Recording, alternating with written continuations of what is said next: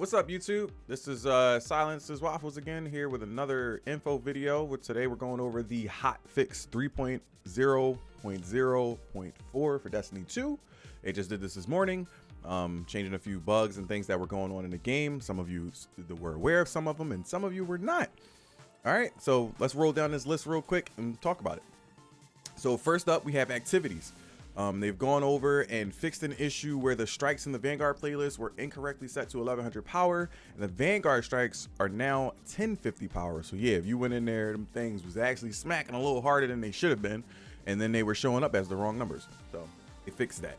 Fixed an issue where the enemies would continue to spawn in during certain activities in the Cosmodrome, and they want to make a note that says this would resolve the issue where the gaggles of guardians would convene in the divide and all shooting into a cave-like structure.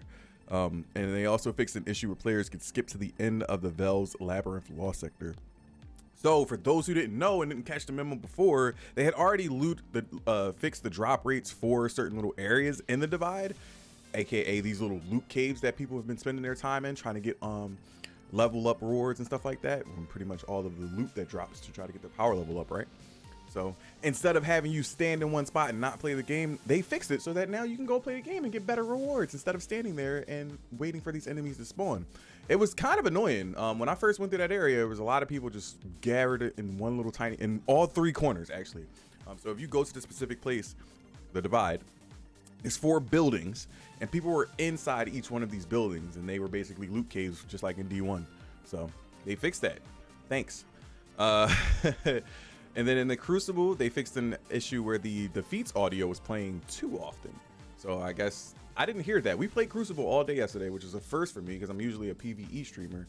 And also, if you haven't already noticed, I do stream on twitch.tv/Silence's Waffles. So if you want to come check me out, I'm actually live today, and I'll be live for the rest of the night as this video gets posted up. So if you want to come hang out with me, definitely do that. You can also check me out on Twitter as well. Pause there, but hey, it is true. See the little infographic over there, so I appreciate it. All right, and make sure you hit that like button if you were enjoying yourself over here in the video currently so far. Thank you.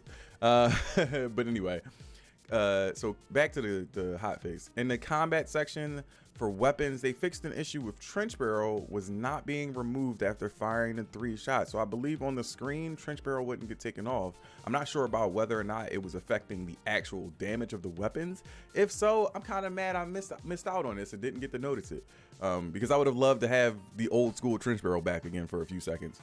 That would have been great. A lot of Guardians, I mean, newer Guardians didn't get to experience that, but if you did for now you get to see what we were living in year, what, 1? So enjoy that. As far as the rewards go, all right, they fixed an issue with the Prime attunements where they were not being applied properly after reaching the soft cap of 1200 power. So if you didn't know, for certain people, this wasn't really happening for me. It was actually working pretty good, but I think they probably fixed it to a little bit of a higher cap, to where I wasn't getting, like, people weren't getting drops that were higher than 1200 after they reached, before they reached 1200, and I think a little bit after they reached 1200. So now your primes drop a little bit faster, and you should be good to go. They fixed an issue where the Strange Visitor emote from the Season of Arrival's Silver Bundle would no longer appear in Raul's inventory to claim. I didn't even know about that. I never really get any Silver Bundles, so there you go for you cash shop item, guys. Updated the World Engram weapons loot pool. This is the big major update that we've all been kind of waiting for, because they talked about this last week, that they were going to throw this back into the game because everybody was complaining about the loot pool being so small. So now we have a bigger loot pool with some of the weapons returning from older seasons.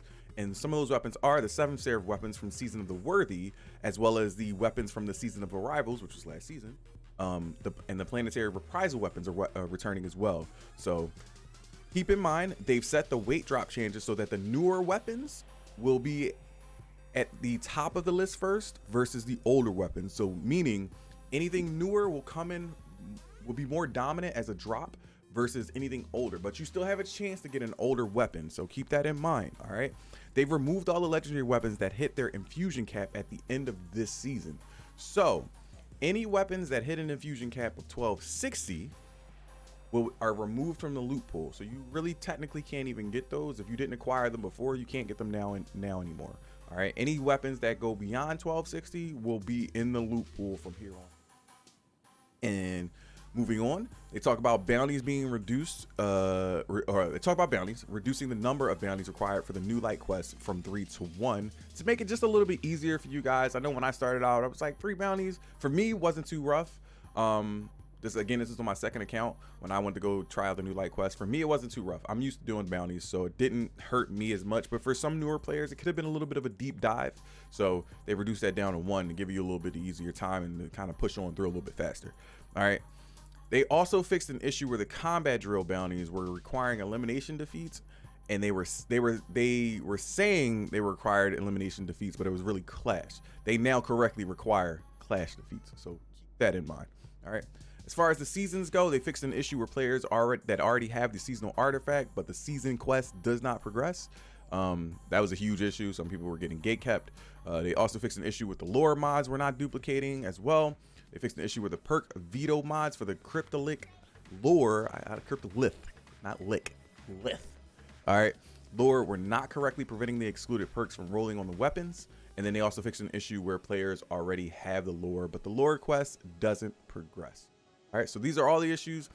Fun note, I recently just went in and checked all of the bug issues that they have going on, and I've never gone to the official page to see all the items that were not on the major list. It's very interesting. I might make a video on that, so stick around and look out for that.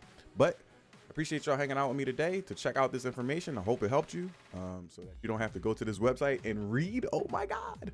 All right.